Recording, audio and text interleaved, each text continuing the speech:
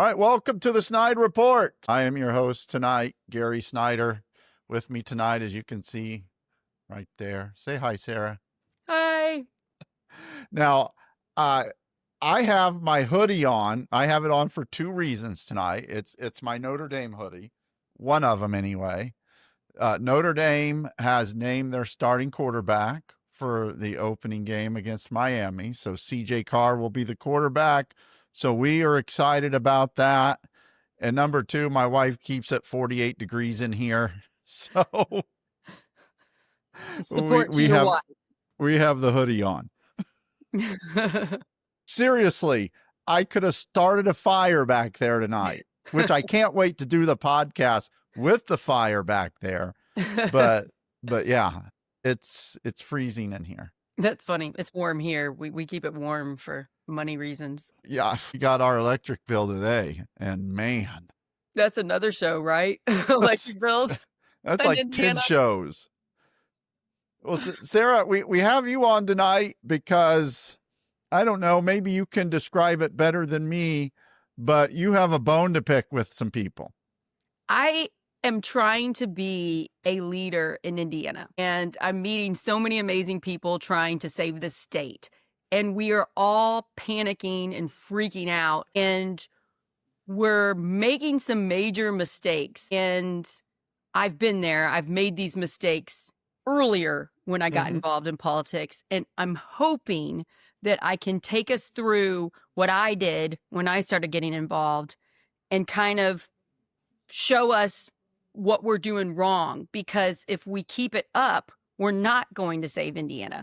We're not going to get a bunch of Dems elected in this next election if we don't work together better, organize, and, save our state. We're doing a lot of things right. A lot of things are good, but there's some new things popping up that I really wanted to shine a light on. And I wanted to do it with somebody brave that will push back maybe or elaborate. So I asked you, Gary, I was like, can I come on your show? Can we discuss what is going on with Indiana politics? Because we are freaking out. We're in national news. They're trying to gerrymander our state even more. They will. Make no mistake, they will. They will. Yeah, I agree. I think it's going to happen. And, it's stressful trying to save this state, right, Gary? I mean, it's when you're on the and I think about the people on the Titanic. At one point they were very anxious, worried, but yet hopeful that they would be saved. And then at some point when the ship is at 90 degrees going under, by the way, Jack could have got up on the door, just saying. You've come to realize your fate is sealed, so you might as well go out with a bang if you're going to go out. So that's my analogy. Tell me what the hell you're talking about. So I'm going to take it. I'm probably going to upset some of my Democrat friends or just Democrats in the state. And I don't want to upset you, but I may. I want us to stop and reflect because we're all panicked. We're all panicked about everything bad that has been happening since 2016, since Trump got elected the first time. And, I'll just tell you about my life. I was teaching fifth grade for 18 years and the pandemic hit. And then I quit a job I loved because of the pandemic. And then I really got politically active and was like, well, I'll help my community. And so then I started working with Harrison County Democrats and I ran for county council. I ran for state house. I'm going to run for state house again. And during the pandemic, I got super far to the left extreme, especially with the Black Lives Matter stuff. That really pulled me in. Right. And I'm still 100% supportive of making things better for minorities, 100%. But that movement went too far. And they were saying things like defund the police. And Obama came out and said that was a bad slogan. We should not say that and we should not defund the police. I see that now. I'm like, definitely bad slogan. That's why I call out the Republicans are trying to defund public education. I say that multiple times every day, that they're doing that in our state. And But at the time, I was like, no, we should say defund the police. Like, I was so stuck in that extremism. I was stuck on my phone. I was stuck looking at awful news stories of what the police were doing. And I went too far to the left. I went too extreme. And I was like not talking to friends if they felt differently than me. I was blocking Facebook people, I was doing everything. And I look at myself now, today in 2025, back to then, I pulled myself out. I pulled myself out of that extreme place where I was cutting people off, where I was yelling at them, where I was refusing to listen to the other side or just refusing to have a conversation with someone I disagreed with. I got myself out. Now I see so many of my friends where I was during the pandemic. They're stuck. They're panicked. They're in survival mode. Their bucket's here and they're right here. And one little thing that pushes them over their edge and they're attacking everybody. And I see people I care about in the Democratic Party attacking other Democrats trying to save Indiana, because we're all freaking the crap out about Trump, about gerrymandering, about what's happening with our governor and lieutenant governor. And that's what I wanted to talk about. Does that make sense? It does, because I've had several guests on here of late. Hammond Mayor Tom McDermott a couple months ago, Beto O'Rourke, he amazing. was telling me the same thing. And even to an extent last week in Colin Allred. And the message is, do you want to be right or do you want to win? Because in Indiana, the two are not synonymous here. You can be right and you're probably going to lose, especially if you're running in a rural county in Indiana. Or the pendulum can swing back the other way and you can win or try to win, but then you piss off everyone over here on the left because it's okay to say maybe girls shouldn't play or boys shouldn't play girls sports at a certain age. And when you say that, and we'll probably hear it tomorrow, people flip the hell out. And those are the people that, in my opinion, should not be running everything. The people that want to criticize and attack you and stop talking to you because you disagree on one tiny thing, I don't think those should be the people that are in charge of the Democratic Party or of movements, because they're so extreme. There is not one other person on this planet that thinks the same way they do, and that's what they want. And so it's very hard to work with those people. So I want to talk about a bananas thing that happened to me with the 50-51 movement in Indiana. Okay. So I was contacted by some of the top people with the 50-51 movement. They're the ones that are doing all these protests across the country. The No Kings protest being the biggest one probably that happened on Trump's birthday. And they need volunteers to run each state capital's protests. So the people that were running Indiana met with me. I did a show with them. And then they invited me to speak at their next protest, which was August 2nd, Saturday in Indianapolis. And it was like a superhero theme. So I did a speech comparing the show The Boys, which is a comic book turned into a show, and comparing it to what's going on today because it parallels very well. That week, when I was preparing my speech, I got a text from one of the organizers. And it was like, I was going to go on Saturday. It was like a Wednesday before. And she's like, do you still want to speak? You still want to do this speech? Because our movement is imploding right now. I'm like, yeah, I'll still do the speech. What's going on? And basically somebody, I don't know the name, I wouldn't name them anyway, but somebody got in that movement and decided that all of my friends that were doing all the work were not extreme enough. They weren't far enough to the left. They were calling for unity. They weren't calling to blow up everything. And they basically kind of gaslit and gossiped and bullied and got them all kicked out of the movement. And so now all of my friends are out of that movement. And I went to that protest and it didn't have as many people there that day because it imploded before I was going. I mean, if you kick everyone out of a movement, do you still have a movement? I mean, there's still a few people, but the main people doing all the work got kicked out.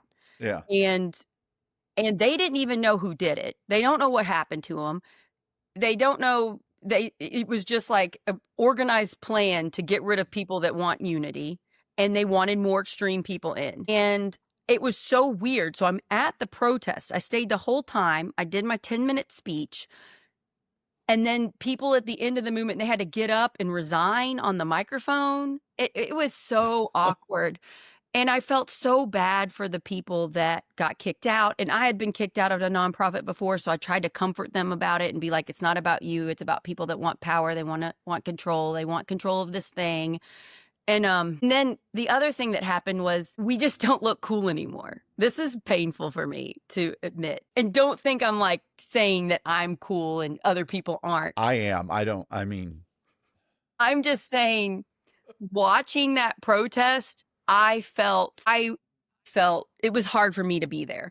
There were people that were getting up and they were singing songs on their phone a cappella. It was like famous songs, and they'd change the words and they'd rhyme with like Trump pedophile and stuff. And I'm just like, I don't know whether that's going to get people on our side. And then there were people in all black. And again, love everybody that did this. I get what they're doing. I totally was there. I would have been in black in 2022. I would have done this. And they were silently protesting, and they had signs that were like extremely extreme, and they were walking silently around downtown Indy. And I'm just like, could we pause? And could we imagine that we're a regular person that doesn't really know what's going on, and we see this? Is it really doing what we think it's doing? Because I think we look extreme, and I think we don't look cool. I don't know. What do you think? No, I agree. I would say I'm still cool. I mean, I was there. I spoke at the protest. I mean, call me out. I don't care. You know, and I'll say this before we go to a quick break. I ran for state senate in 2018 against Andy Zay. Andy Zay is a horrible person. And when we ran, he had this whole Facebook rant that we had, and we released it. And white people are the most discriminated people. We are the most discriminated. And he's one of those victims. He's always the victim. He is. And I thought to myself, we got him. We got him. And my wife came up to me and said, this will help him here in rural Indiana. And once everything was released, I think she was right. See, I have a different take. You want to? We'll do it after the break. I have a different take. All right. You're listening to the Snyder Report right here on, well, I guess the Snyder Report. We'll be right back.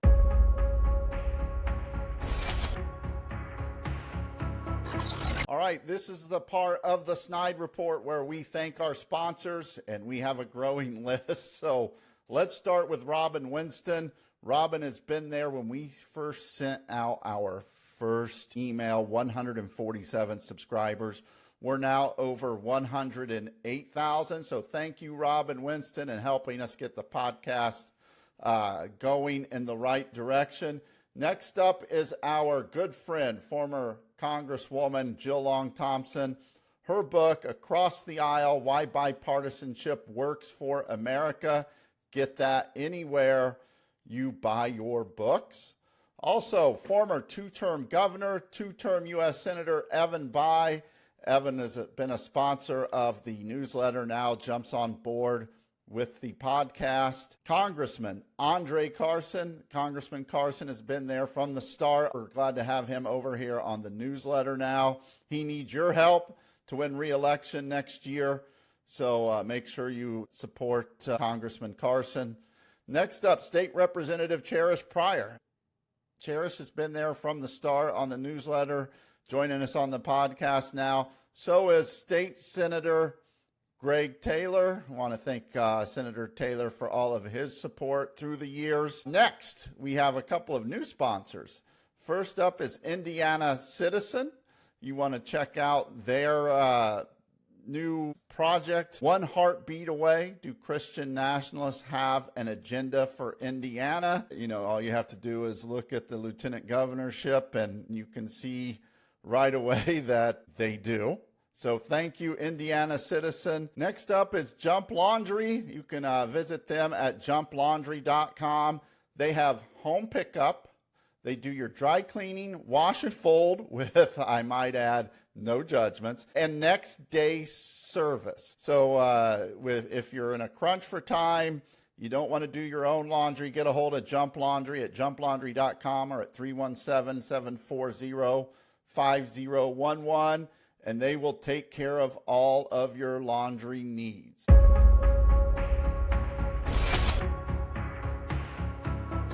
Welcome back to the Snyder Report. I'm your host, Gary Snyder. With me tonight is Sarah Blessing.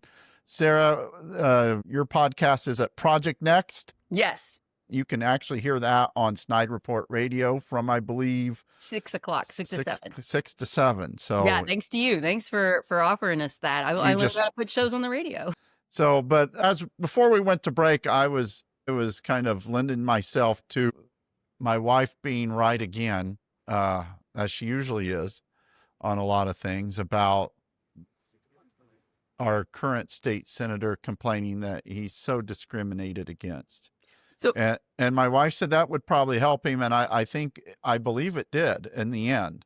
My take is people don't know anything about him. The majority of voters just go in to vote Republican. They have no idea who their state people are. No clue. Because no, you're probably right. That's what I think the truth is. I think if they would have spent 1 minute researching you and your opponent, they probably would have picked you because you cared about the issues they cared about. I honestly think if people researched and got accurate information and not propaganda from whatever news source they go to, I think they would have picked you. I think nobody knows that you ran. Most people don't even know what happened. Even though you raised money and you did signs and you did all the things that we're taught to do, I honestly think most people in Indiana have no idea about local elections. You're probably not wrong. Now, my contention is that Democrats in Indiana are seen through the East Coast and West Coast lens, which is fine for them in the East Coast and the West Coast. Here in Indiana, the handful of Democrats that we have elected, and I'm not talking about the mayors, they do a pretty good job of leading their cities. But we have in Indiana, we have our typical Democrat strongholds are the face of the Democrat Party here in Indiana. And they a lot of times parrot what is happening in the East Coast and the West Coast when they get it in front of a camera. Not all, but some. And when that happens, that does not help me when I'm running here in rural Indiana, because if they're seeing someone on TV that is an elected Democrat talking about transgender or whatever the issue of the day is, then we are automatically associated with them when, hey, we might be a little more moderate if you just shut up and listen. Am I too far off? I think you're on to something, but I also just don't see them just speaking up for us in Indiana. Like you're saying, they're parroting Democrats from the East Coast or from the coasts or from cities. And they need to be talking about issues that actually affect Hoosiers. And so when I ran my campaign, my two biggest issues were saving public education, because in Harrison County and my rural county, we don't have good charter schools. We don't have good private schools. We just have good public schools that we're constantly defunding. And charter schools, virtual charter schools, are crap. I mean, I get that some people use them because their kids get bullied in schools. I get that, but you're not getting as good an education as if you're in person. And so I ran on that, and then I ran on the energy bill stuff that you mentioned at the beginning, and I'm doing shows about that. I'll be doing a show tomorrow about data centers and how do we stop them? How do we stop what's going on with our energy bills and being charged for data centers and stuff. So I ran on those two things. And then I also learned a lot about what other people cared about, like infrastructure, old infrastructure in your towns. It's a problem. And, stuff like that. I don't hear the Democrats talking about the energy thing because some of those Democrats voted and allowed that to pass. And I wish they'd just say, you know what? We got tricked. We got duped by the lobbyists on that one. we're going to try to fix it. I wish they talked about it instead of acting like it didn't happen. So I wish they talked about actual issues that affected Hoosiers in our lives, and I wish they wouldn't be so afraid to say they messed up.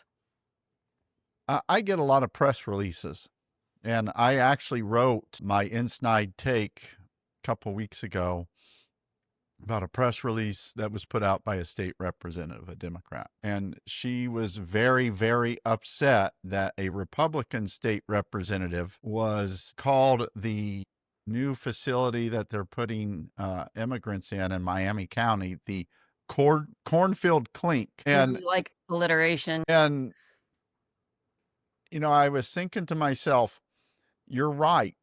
He shouldn't do it. You probably were right in calling him out. But where I live, if you're trying to get votes, no one cares. So you're right, but it doesn't help us win.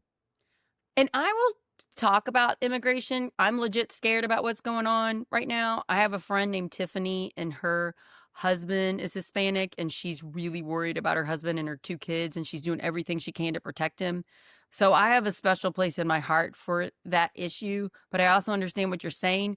I'm not making a bunch of shows about that because I can't stop it.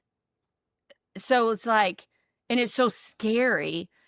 I can put out information when we figure out how to organize and what should the people do if they get arrested. So I put out that stuff to try to help people that are interested in it. Morally, this is terrible that this is happening. It is. And it shouldn't be really bad. You know, Joe Rogan said, you know, we were promised you would arrest gang members, not landscapers. Right. Right. And we're trying to fill a quota of how many people we want in there. And that's really awful because then it doesn't matter if you're an actual criminal, which most of these people are not. So I'm okay with calling it out, but I don't think that should be our main issue. It was a press release she put out to the whole state in a time when I'm paying $7 a pound for hamburger. Yeah. $10 for 3 pounds of apples. Right. And you can go down the line, your energy bill up 38% over the last year. Right.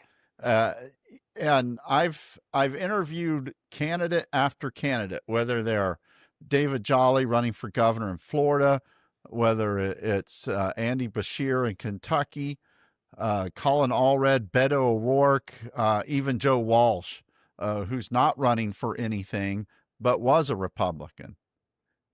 And I've interviewed local candidates. I interviewed Kelly Thompson yesterday. She gave a master class that on if you are running for Congress or any state office, state rep, state senate, anything, she gave a master class on how you should handle interviews and what you should be talking about. Every single question I asked her went back to working class table. Yeah, I definitely agree with you on that. Every single issue.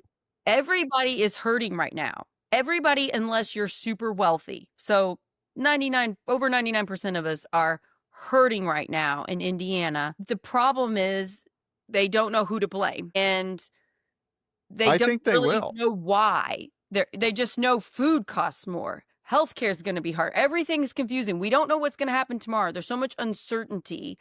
And a lot of Hoosiers don't have time to investigate why. They're too busy working multiple jobs to keep them housed. You know, if you're trying to feed your children, you're not thinking about who you should vote for. You're trying to feed your children.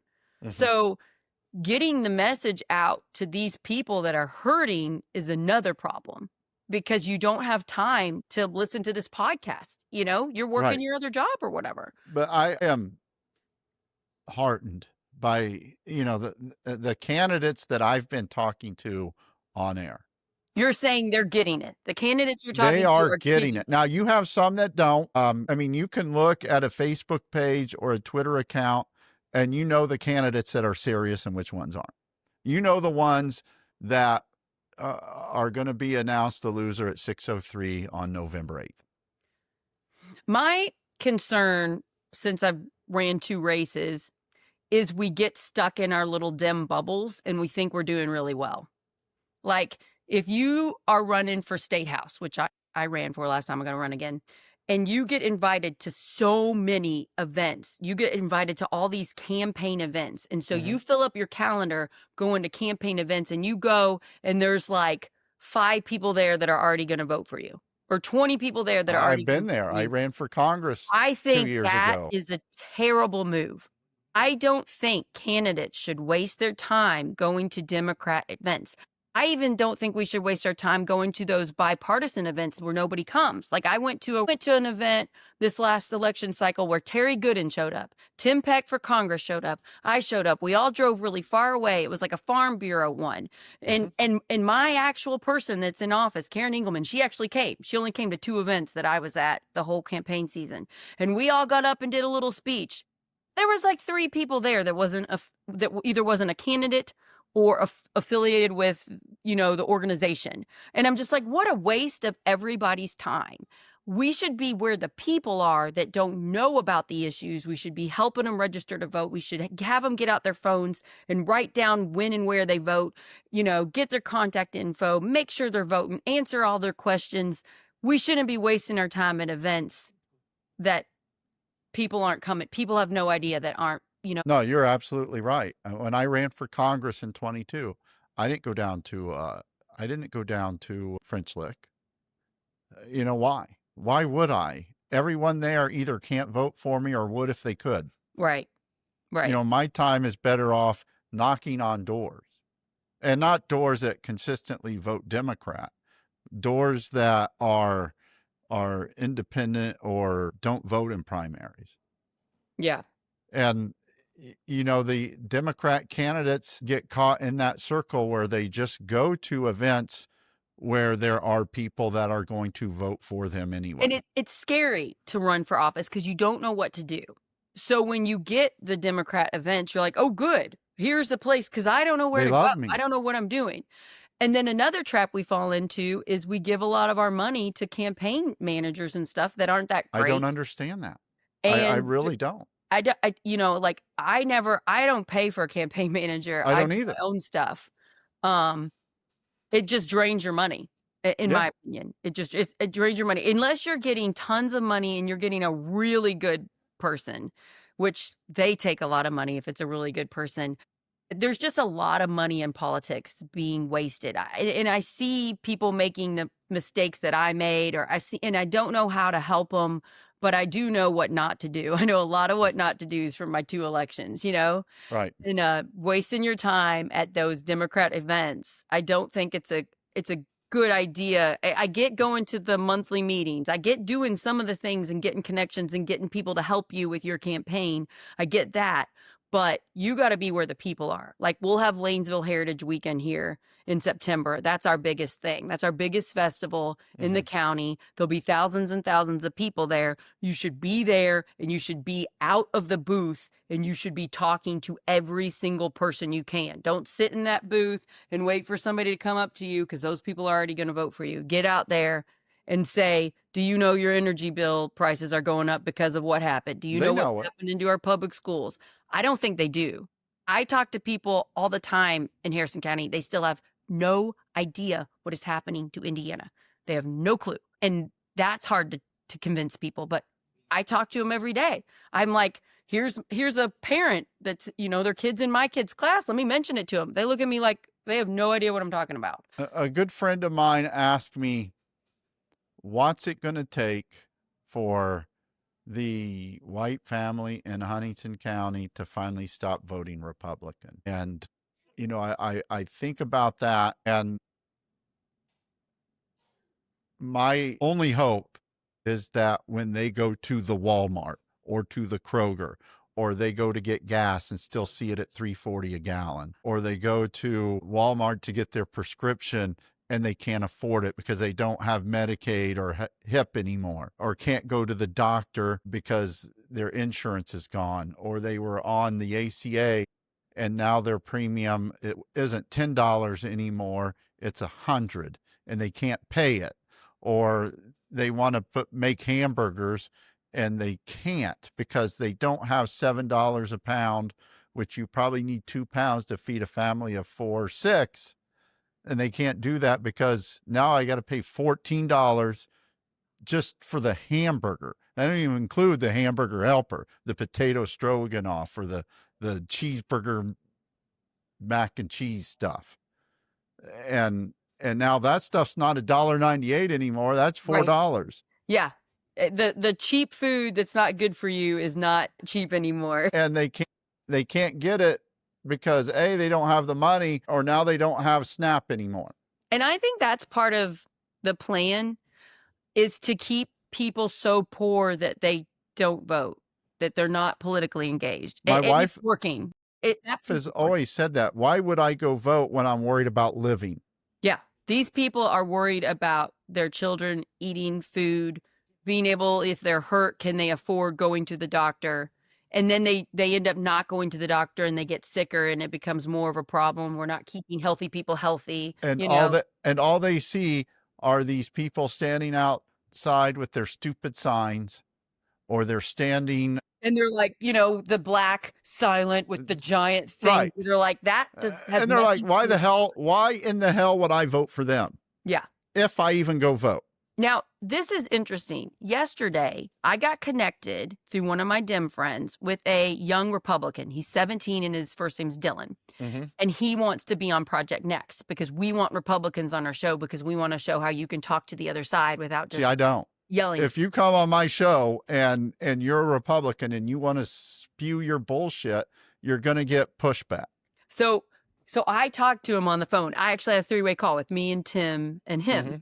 And he's 17, so he doesn't know a lot of the policy stuff. But he was saying all his friends are Republican. He works in radio and he has a lot of influence about radio. And he was saying all of his Republican friends think Democrats are monsters. And I'm like, well, all of my Democrat friends think Republicans are monsters. This is a problem. Our side doesn't think that we are perceived as monsters, but we are perceived as bullies because we go after the people they like. We name call. Mm-hmm. We make fun of their president, even though I don't like him and I don't like the policies, calling him Cheeto dust or whatever, making up names and talking about his fitness and going after things that he can't control about himself, or maybe he could. He didn't have to be orange, but you know what? We look like bullies. We look one like thing about him, though, Trump's great, is he still hasn't right. But they don't see the news like we do. So they just see, this is our president. We should be respectful. They're getting fake propaganda dumped into them while we're getting the most extreme, terrible stuff. They don't see that. So the people that are voting for Trump think Trump is working for the working class, because that's what he says. He says he's working for the everyday person, that he cares about him, that he's going to take care of him. They see the warm, fuzzy stuff. We see the scary stuff. I'm not saying we're wrong. I'm saying we've got to realize these voters, half the country, half of voting people voted for this man. We're missing something. And what we're missing, in my opinion, is that they like him. So when we attack things that aren't based on what he's actually doing to us, but because we feel hurt by this man and we're attacking him, we look like bullies. And that does not help bring voters in to vote Democrat. So I want us to stop doing that. I get that we're hurt. I get that we're traumatized. Do it in your own little safe spaces with people that feel the same way. Don't put it on the internet. Don't put it on a sign. Don't shine it everywhere. We look like bullies. Yeah, I'm probably guilty of that. And that's okay. I was too. I mean, when Trump first got elected, and then especially during the pandemic, I was doing it too. It's not like I'm not guilty of it. I don't do it now. I don't do it anymore because I door knocked. I met thousands of people that are Republicans. So and I talked to them. What's the solution? Not with the independent voters or the Republicans, but the Democrats, because that's the issue that you have. That I've had that issue. I ran for Congress in 2022, and I had elected Democrats voting for an independent because I used to be a Republican. It's complicated, but it's possible. We can do it. So first, We stop bullying. We listen, we have empathy. That doesn't mean we change our ideals. I'm very progressive. I'm not changing who I am and what I want to happen. That's not changing. My ability to listen to people that think Trump is great has grown a lot. I used to not be able to listen to one word of it. And now I will have a conversation with the people. And then when they say something that is incorrect, I will very kindly and empathetically explain it simply how it's wrong. And I will try to find just one thing. If I can show them that one thing that they think that Trump is doing for them, he's not. And then I can explain one thing how in Indiana Republicans are hurting them. And I can apply it to their own life empathetically, why I care about them. I'm not going to yell at them and say, you didn't vote for my rights. You didn't vote for my, pride community. I'm blocking you and we're never talking again. I don't do that. I care about them even when they think things that are wrong. And it's hard. It's hard to have empathy for these people. And if we don't, we're never going to get them on our side. And we got to have a big tent. We got to get these people to come over. See, I think it's going to take pain for them to change. And it's going to take economic pain. It's going to take, and you don't necessarily have to yell it, but they're going to feel it. They feel it now. But if we don't welcome them. Oh, we have to welcome them. Like, what if they come over and they're like, I voted for Trump 3 times. Idiot. Are we going to yell at them and say, are we going to call them names? We can't. Probably. I know we can't. I had somebody come into our DEM meeting a few months ago terrified because they were an independent. They were terrified to even say it. And I'm like, you're welcome here. All are welcome here. We got to be more welcoming of people that think differently than us. And we've got to kind of stand up to the people in our party that are so extreme, that are saying we better be touting this stuff that's not popular, that's not kitchen table issues. We got to be brave enough to call them out and say, no, that's not right. And we can't, to beat the bullies on the Republican side, we first have to beat the bullies on the Dem side. We got to calm them down. And I want to see more of that. And right now I'm seeing a lot of the bullies make people that are great people that would be fantastic working for Democrats. I'm seeing them push them out and we're losing them. And that's where I'm concerned. Sarah, where can people find you on social media, watch your podcast? I know where they can listen to it. SnydeReport. Yes, please. We have a Substack, Project Next Indiana. You'll get emails of our episodes. You can also subscribe to our YouTube, Project Next. You can do Project Next Movement, or I think if you just put Project Next in there, we have an arrow, an up arrow. And then Facebook, Project Next, Instagram, TikTok. Boy, those are our main. If you can figure out YouTube, let me know, because I don't know what that algorithm is. I'll have videos that get 11 views and ones that get 100,000. You've gotten YouTube better than me. I'm good with the YouTube shorts. I can get a lot of people on the YouTube shorts, but it's amazing. I've got 598 subscribers on YouTube and I need 1,000 to go. Yeah, it's a struggle out there. So I really appreciate it that you let us put your stuff on your radio show. We're really trying to unite the community and also solve problems instead of just blaming the other side, actually putting solutions out there. So a lot of our programs are solution based. So it's not just blaming the other side all the time. Sarah, thank you. Thanks so much for letting me come tonight. I really appreciate it. I am Gary Snyder. She is obviously not. She is Sarah Blessing. This is the SnydeReport, and we are out.